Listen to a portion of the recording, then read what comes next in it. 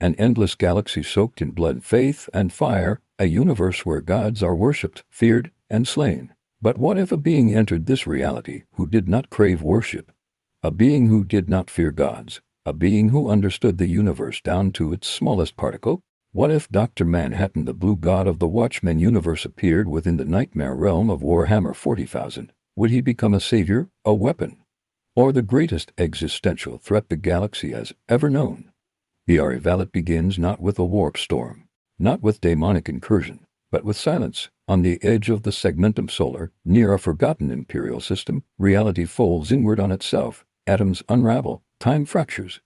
And then he appears, a towering blue figure, glowing like a dying star, naked, calm, and afraid. Dr. Jonathan Osterman, Dr. Manhattan.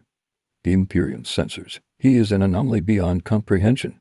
No warp signature, no psychic resonance, no soul as the warp understands it. The Adeptus Mechanicus immediately declares him tech heresy incarnate. Astropaths scream in agony trying to perceive him. Navigators avert their eyes. What they see is nothing, and everything. Dr. Manhattan does not announce himself. He simply observes. The Imperium reacts. Imperial Guard regiments are deployed. Lehman Russ battle tanks open fire. The shells freeze in midair. Dr. Manhattan looks at them not with anger, but curiosity. With a flick of his hand, the tanks disassemble at the molecular level. Steel becomes vapor. Crewmen become dust. No blood, no screens, just physics. The Inquisition arrives soon after. Ordo Malleus, Ordo Hereticus, Ordo Xenos.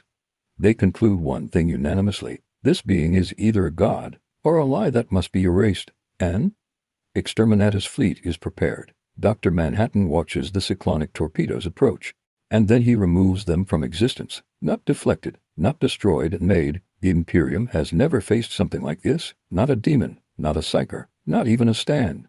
Something outside the rules, meeting the Emperor inevitably. Dr. Manhattan's presence reaches Terra. The Golden Throne stirs. For the first time in millennia, the Emperor of Mankind notices something unexpected. Dr. Manhattan stands within the Imperial Palace without resistance. Custodes cannot stop him. Technology does not matter. The Emperor speaks not with words but with will. Two godlike beings face each other. The Emperor, a being of faith, psychic might, and eternal sacrifice. Dr. Manhattan, a being of logic, inevitability, and detached omniscience. The Emperor sees the future as probabilities. Dr. Manhattan sees it as already written. They crash not in battle, but in ideology. The Emperor believes humanity must be guided, protected, controlled.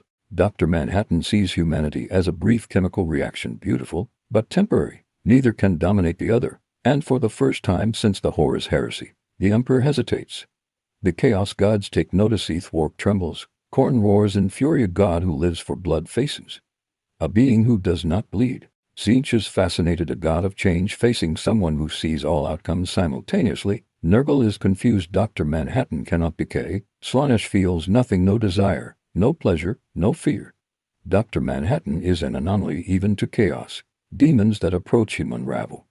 Unable to exist without warp logic, Tzeentch attempts manipulation. Dr. Manhattan simply states, "You already failed.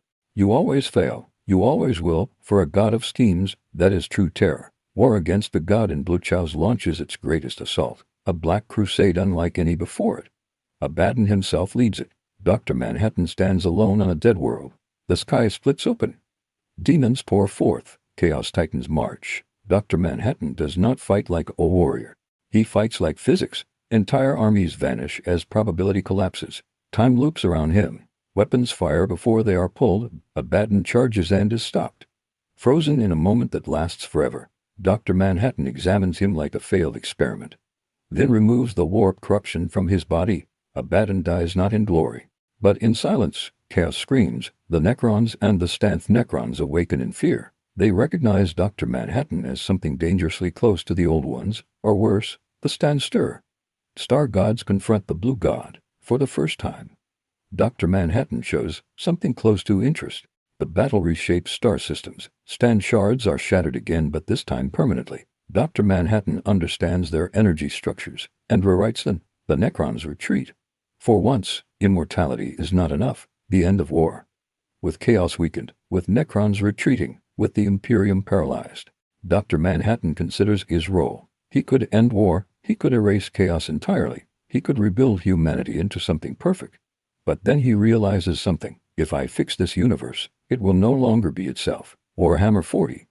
0 exists because of suffering. Remove it, and the universe collapses into something else. So Dr. Manhattan makes a choice. He does not rule. He does not destroy. He leaves before departing.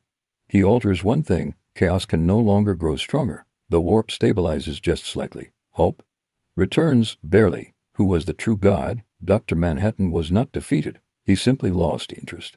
The Imperium calls him a myth. Chaos calls him a nightmare. The Emperor remembers him. And the galaxy continues to burn, because in Warhammer 40,000, even gods cannot save everything. If you enjoyed this cinematic Warhammer 40K What If, make sure to like the video. Subscribe to Warhammer Story Forge and turn on notifications so you never miss another epic crossover. Comment below who should enter Warhammer 40K next. The Emperor vs. Dr. Manhattan, Superman, Darkseid, the Living Tribunal. The galaxy is watching.